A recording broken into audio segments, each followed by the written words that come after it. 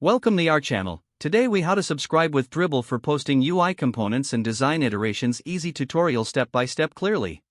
To get started, navigate to the Dribbble website.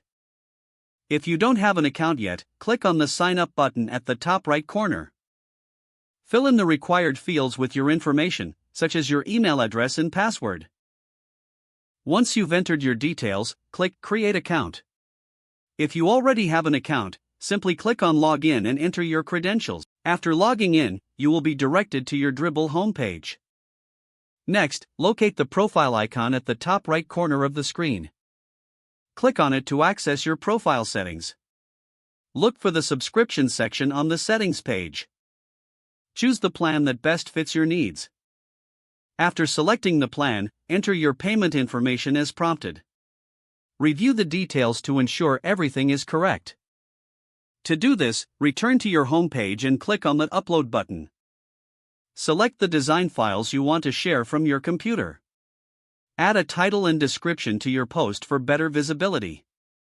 Choose relevant tags to help others find your work. Once everything looks good, click the Post button to publish your design. If the page does not load, refresh the browser or try again in a private or incognito window. Make sure you are using the correct email address, then retype it carefully to avoid small typos.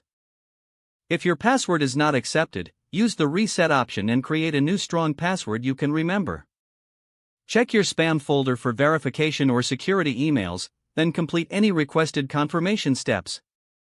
Enable two-factor authentication if available to improve account security and reduce unauthorized access risk. After signing in, review your profile details so your contact information and settings are accurate and current. If you see an error message, note it down and try again after restarting your device and internet connection. Log out when you finish, especially on shared devices, to keep your account and payment information secure. If the page does not load, refresh the browser or try again in a private or incognito window. Make sure you are using the correct email address, then retype it carefully to avoid small typos.